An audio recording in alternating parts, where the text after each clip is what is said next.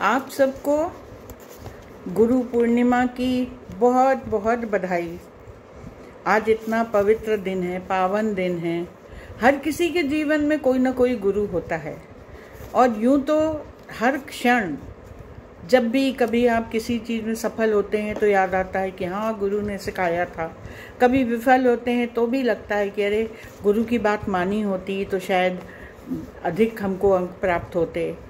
तो गुरु को तो बहाना कोई चाहिए नहीं होता याद करने का। आज का दिन उनको समर्पित है तो आज अधिक निष्ठा से उनको याद करते हैं। वैसे तो हर क्षण गुरु के लिए होता है।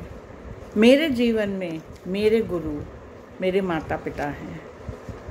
उन्होंने जो कुछ सिखाया, जो कुछ बताया, प्रयास ये था कि उसको ग्रहण कर सकें, उसको सीख सकें, उनकी सिखावन का सम्मान कर सकें और कोशिश करते हैं।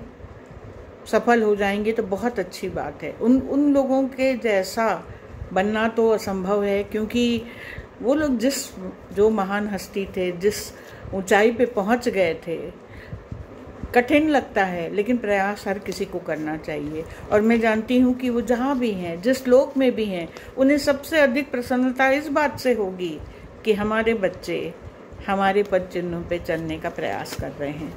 तो आज के दिन मैं अपने माता पिता को बहुत बहुत नमन करती हूँ। मैंने कभी ये नहीं फील किया कि वो हैं नहीं मुझे गाइड करने के लिए। हर क्षण हर बात में मुझे आज भी उनसे मानसिक रूप से या आत्मिक रूप से या भावनात्मक रूप से संदेश मिलता रहता है और ऐसा लगता है कि वो मुझे गाइड कर रहे हैं और ये आशीर्वाद सदा बना रहे। ये ईश्वर की कृपा है, ये सदा मुझ पर बनी रहे, ऐसी मेरी प्रार्थना है। आप सबके लिए भी मैं कहना चाह रही हूँ कि सब कोई, जिसका भी जो गुरु है, उसके प्रति निष्ठा ज़रूर रखें। गुरु तो कोई भी हो सकता है, जिससे आप जो कुछ सीख लें वो गुरु हो जाता है। और ये चीज़ मैंने देखी कि आज जो गुरु प्रसाद प्राप्त होता है गुरु की वंदना करने से, यूं तो वो गुप्त रूप से प्राप्त होता है। वो कभी प्रकट, कभी देर से उसका फल मिलता है, लेकिन मिलता ज़रूर है। कभी कभी आप समझ भी नहीं पाते कि गुरु प्रसाद में हमें क्या मिलेगा, लेकिन गुरु की महिमा करना, गुरु का आदर करना कभी भी व्यर्थ नहीं जाता।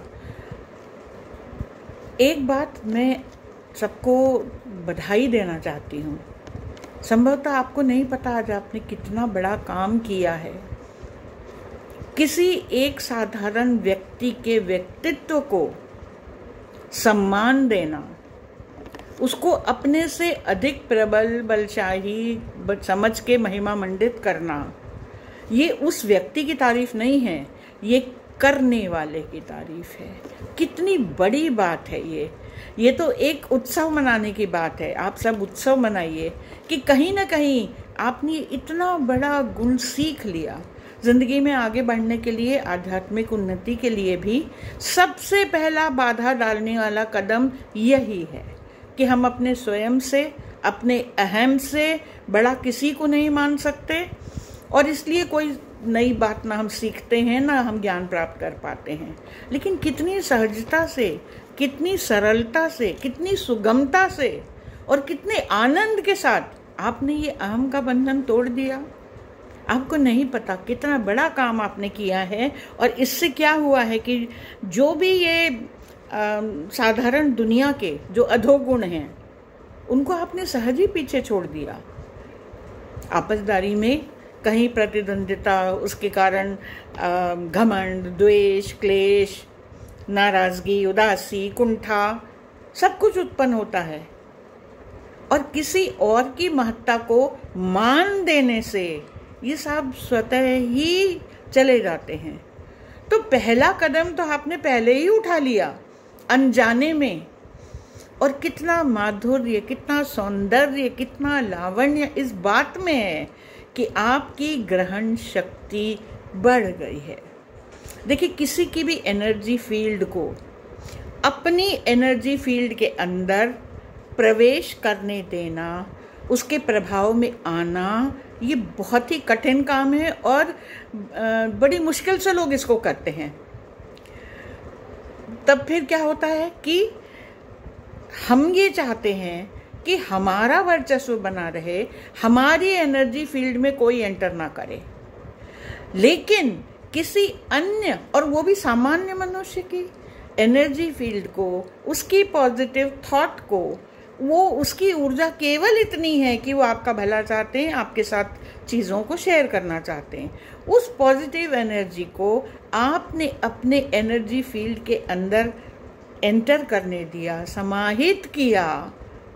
ये इतना बड़ा आपने एक कदम उठाया है, ये रौनक से भरा है, इसकी खुशबू सब जगह फैलेगी। और आप इस बात पे गर्व करिए कि आपने एक कदम आगे बढ़ाया है और आप उस बात के पात्रता आपको मिल गई है। आपका पात्र इस योग्य हो गया है कि आप उस असीम अनुकंपा को ग्रहण कर सकें। अपने स्वभाव के कारण, स्व अहम के कारण हम किसी भी चीज़ को आसानी से ग्रहण नहीं करते, लेकिन अगर आप छोटी सी बात को ग्रहण कर सकते हैं तो इसका मतलब ये है कि आपकी ग्रहणात्मक शक्ति कितनी खूबसूरत है, मुग्ध कर देने वाली है। तो इसका आप उत्सव मनाइए, और ये भी किसी के दबाव में या किसी के कहने में नहीं, स्वेच्छा से। तो ये किसकी तारीफ है और इसमें किसका वंदन होना चाहिए। गुरु तो अपनी जगह श्रेष्ठ ही है, जो भी गुरु हो आपका, लेकिन ये महिमा उन लोगों की भी है जो इस बात का समर्थन करते हैं, अपने आप को तैयार रखते हैं कि हम सीखेंगे। उनका अहम रास्ते में बीच में नहीं आता, क्योंकि गुरु तो केवल आपकी चिंता कर सकता है, आपका मदद करेगा, आपको गाइड करेगा, आपको राह दिखाएगा। चिंतन तो स्वयं आपको करना है और आप उसके लिए तैयार हैं, ये बहुत बड़ी बात है। मैं आज इतनी प्रसन्न हूँ कि मेरा मन कर रहा है कि आप सबको साधुवाद दूँ और सबको अपनी खुशी जाहिर करूँ कि मैं बहुत प्रसन्न हूँ आपसे। अब गुरु ज़रूर बना लीजिए जीवन में, कोई ना कोई होगा, सबका जो भी हो, निर्विवाद रूप से उसका मान रखिए, उसका सम्मान रखिए, उसका आदर करिए, उसकी बातें मानिए। और गुरु कौन हो सकता है? सबसे बड़े गुरु तो आदिदेव शिव ही हैं, लेकिन वहाँ तक पहुँच थोड़ी कठिन लगती है। तो या तो आप त्रिदेवों में से किसी को गुरु बना लीजिए, या उनके बनाए हुए कोई देवी देवताओं को बना लीजिए, या मातृशक्ति को बना लीजिए, या फिर और अगर आपको सुगम करना है तो अब तो मनुष्य रूप में तमाम गुरु हैं। कोई शिक्षक हो, कोई ज्ञानी हो, कोई पंडित हो, कोई विद्वान हो, वरना कोई भी जिससे आप कुछ भी ग्रहण कर सकते हैं। और अगर कुछ नहीं बनता तो अंत में हनुमान जी को गुरु बना लीजिए। ये एक विकल्प है अंतिम। ये कहा है कि जय जय जय हनुमान गोसाई, कृपा करो गुरुदेव की नाई। वो जो चाहे उनको गुरु बना ले, वो तैयार हो जाते हैं बनने को, क्योंकि किसी न किसी का वरद हस्त होना आवश्यक है। ये आपको घमंड से बचाता है, ये आपको गलत निर्णय लेने से बचाता है। तो आपकी अपनी भलाई इसमें है कि आप और किसी के आगे सर झुकाते हैं ना, तो विनम्रता बनी रहती है। एक छोटी सी इसके साथ में बात आपको ये बताना चाह रही हूँ कि गुरु बनाने के लिए दत्तात्रेय की बातें आप सुन लीजिए या पढ़ लीजिए कहीं से। उन्होंने 24 गुरु बनाए थे। बनाए क्या थे? उन्होंने विकल्प दिया था कि इनमें से किसी को भी आप गुरु बना सकते हैं।